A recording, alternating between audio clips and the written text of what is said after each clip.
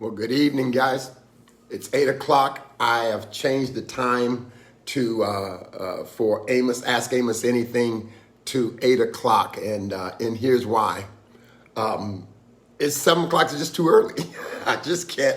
I can't make it at 7 o'clock. We get done with our programs at 6, and then always, there's something always that's going to come up, whether it's taking a kid home or dropping off a backpack or whatever. And so Carol told me tonight, look, why don't you just move it to 8 o'clock? And so we moved it to 8 o'clock. And so that's what we're going to do from here on out is do Ask Amos Anything at 8 o'clock on Thursday nights, Central Standard Time, man.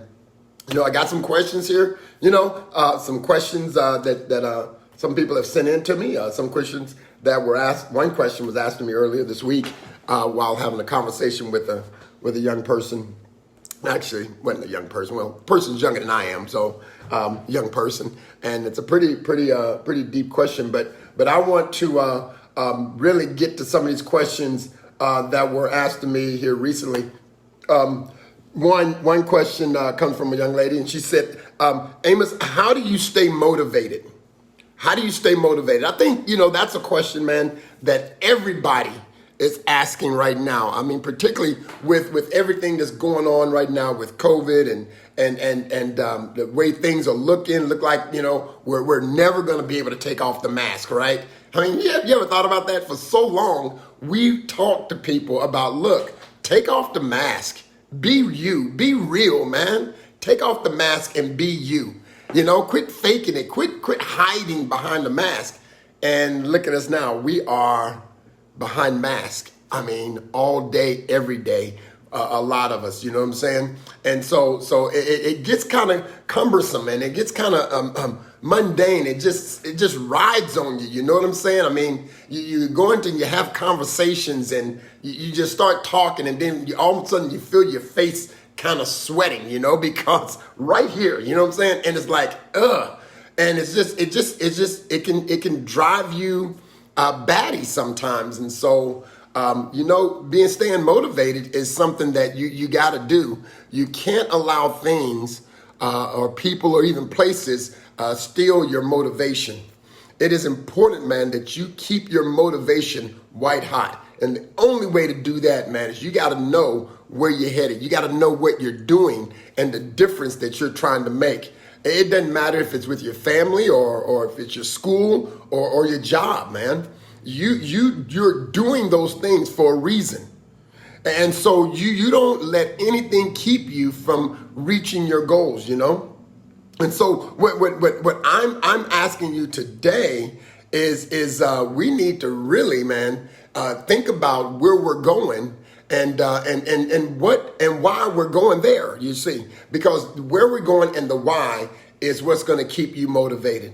Don't let anything keep you from that. Because when you do, you lose your motivation and then you begin to just dwindle down. And yeah, Les Harvey, we do need to get together, brother, and talk. I told you earlier this week that I need to get with you and hear your story.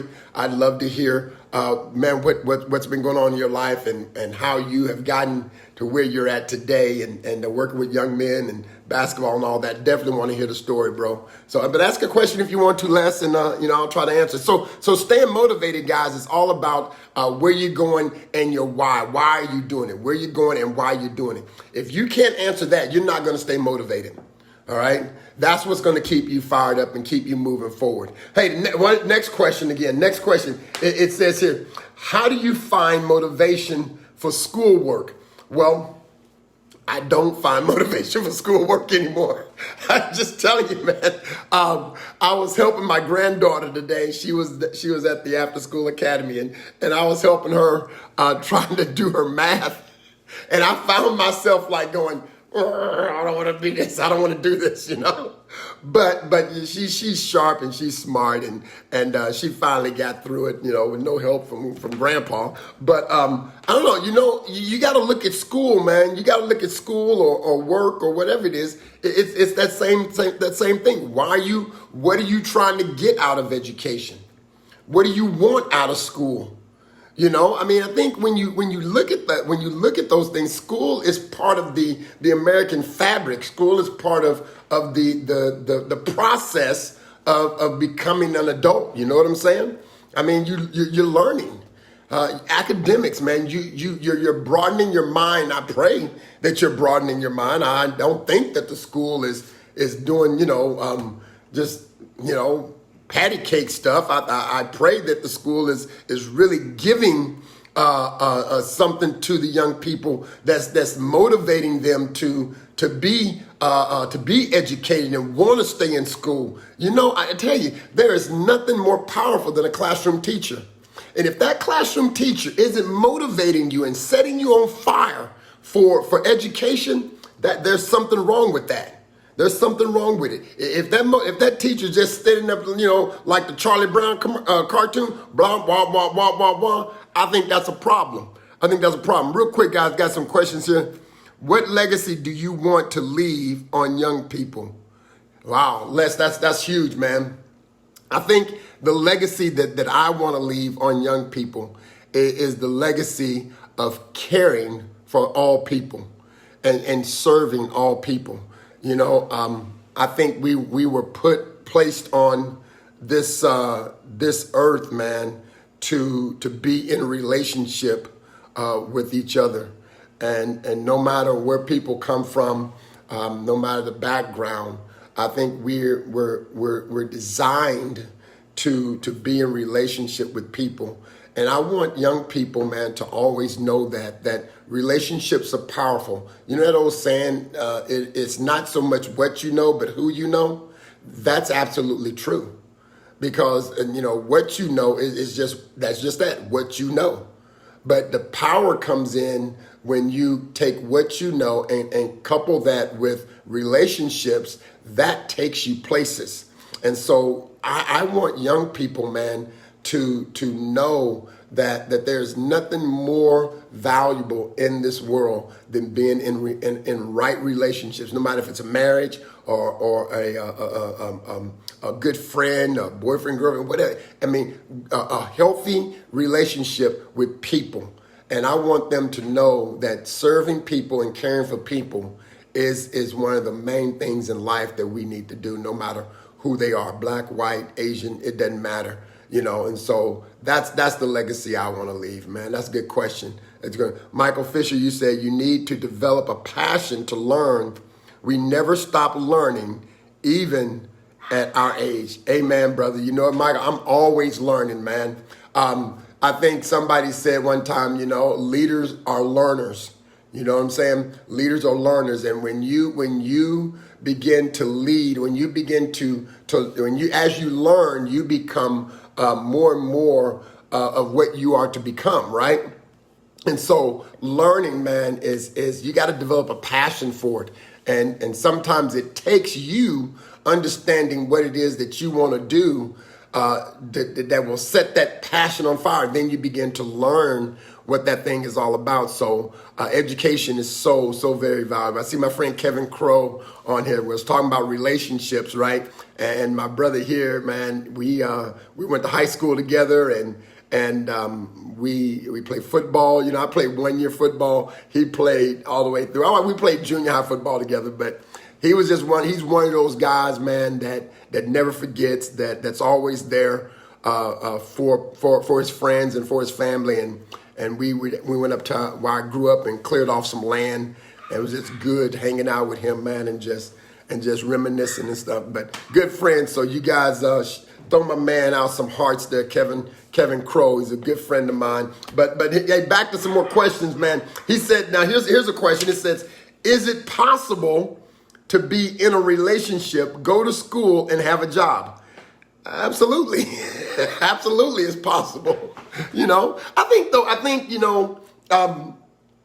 is it possible to be in a relationship, go to school, and have a job? It is.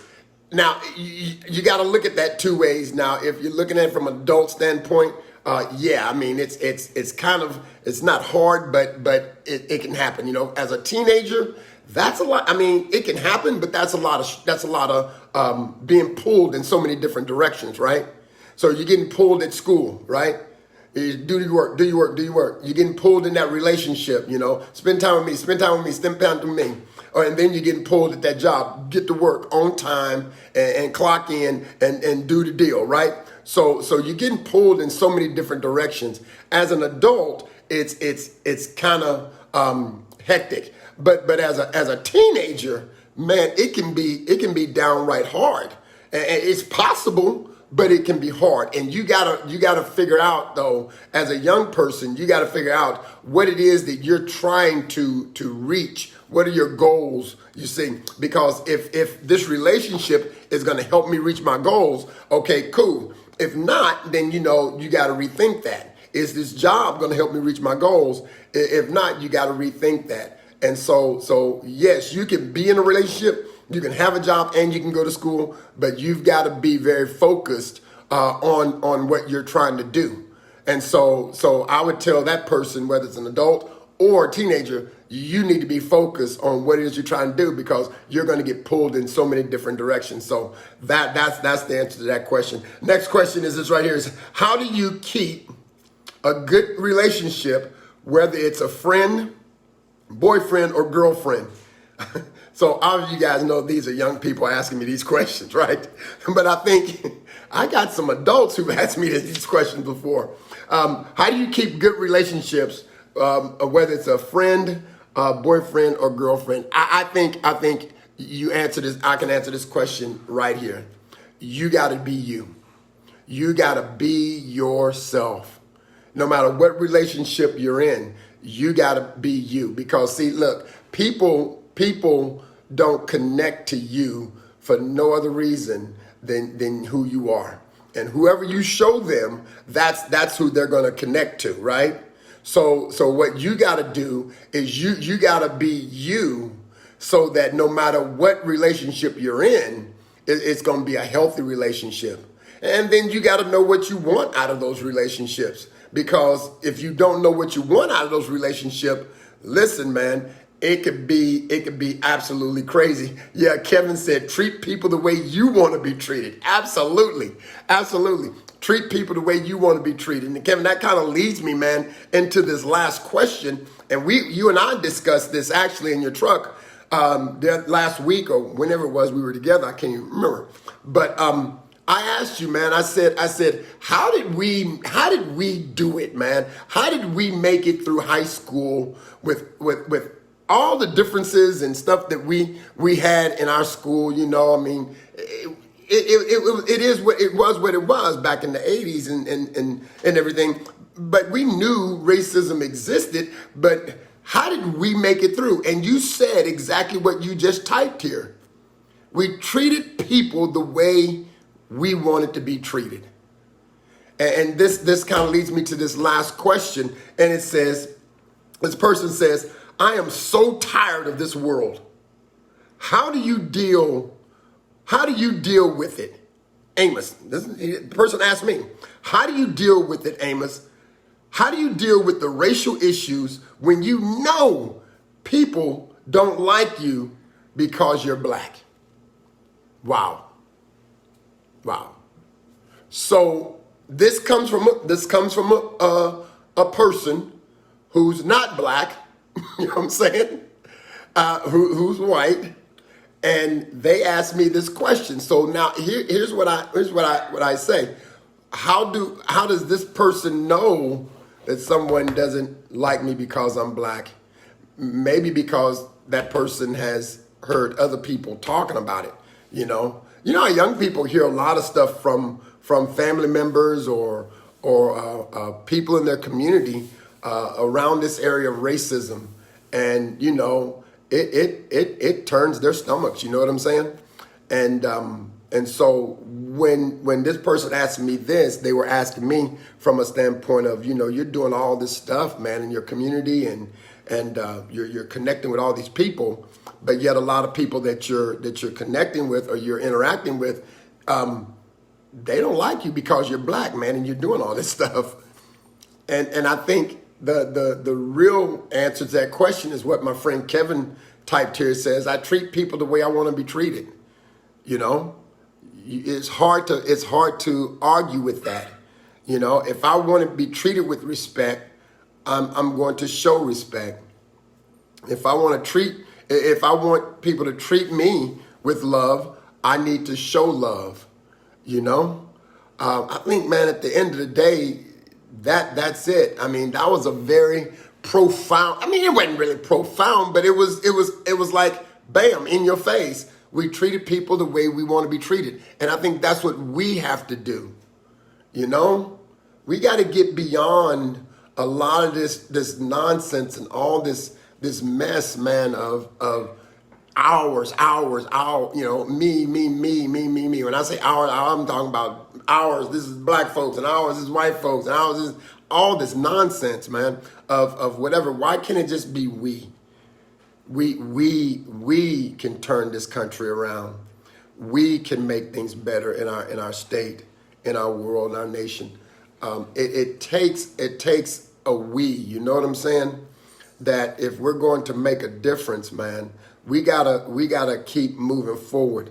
And here's the deal. Here's my secret to dealing with people who seem to think that, you know, they don't like me because I'm black or whatever.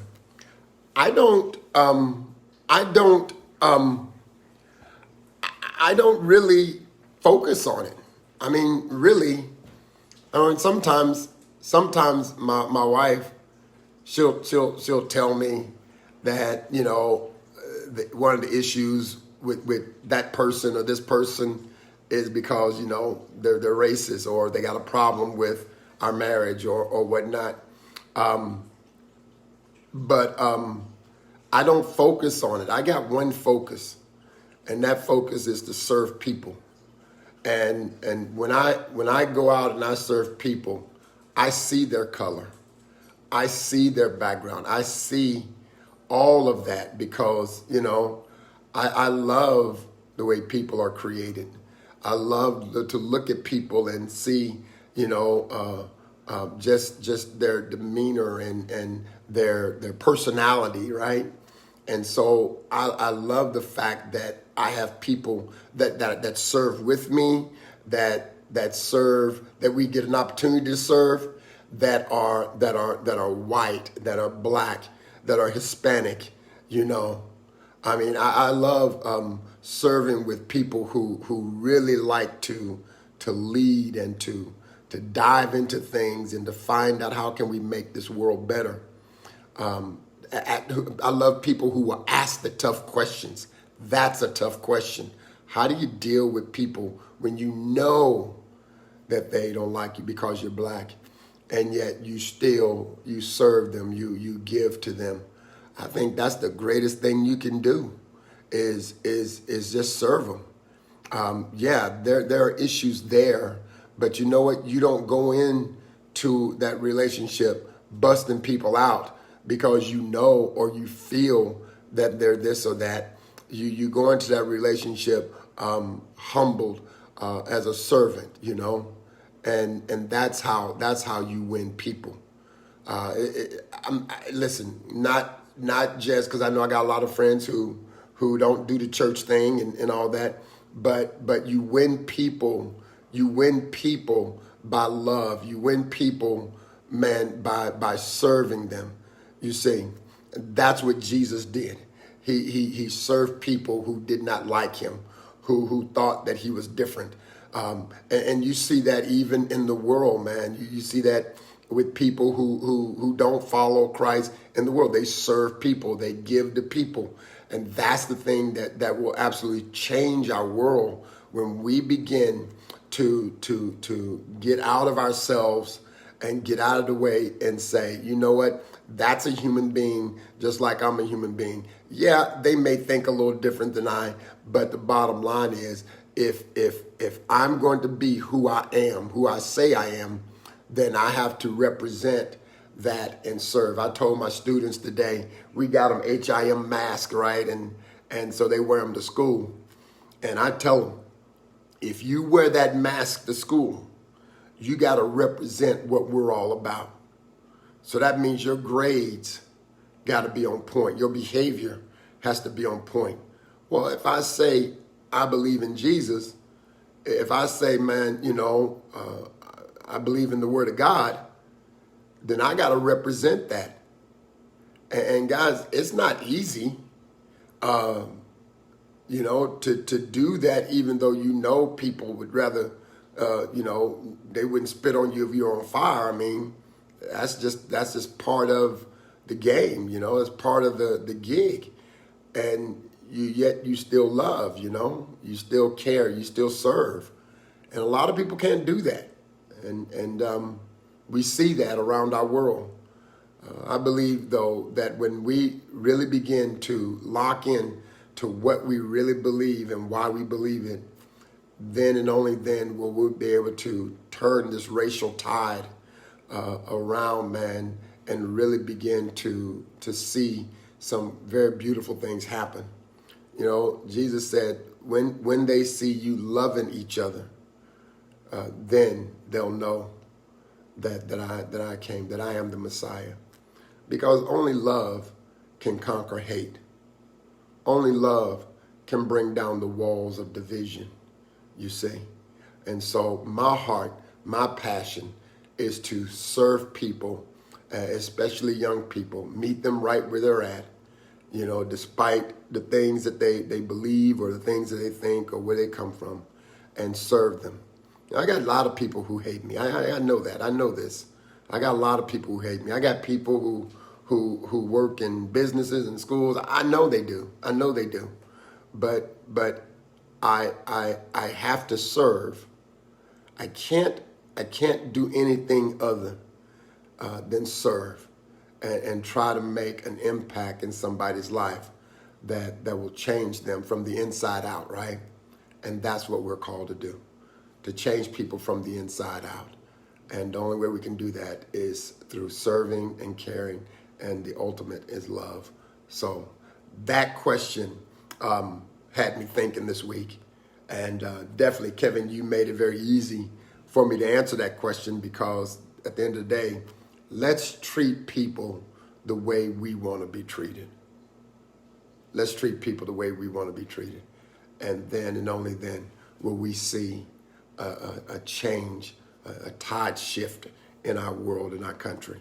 So saying that, guys, that's all I have tonight, unless somebody else has another question. If you have questions, just throw it up there even after we're done here, and I'll pick it up next week. But remember, 8 o'clock now every Thursday, 8 o'clock every Thursday, Ask Amos anything, and I will do my best to answer those questions. God bless you guys. I see my cousin Sharon Davis is on. God bless you, Sharon. What's up, Trayvon Smith? Man, God bless you.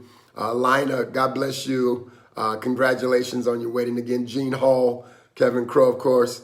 Michael Fisher, man, Les Harvey. God bless you guys, man. Thank you guys for jumping on and sharing this time with me. I love you guys, man. I appreciate you so much. Keep praying for us as we continue to serve our communities and serve the next generation. And we'll be sure to be praying for you. God bless you guys, man. We'll see you next week. Sorry about the shakiness on this thing, all right? Take care.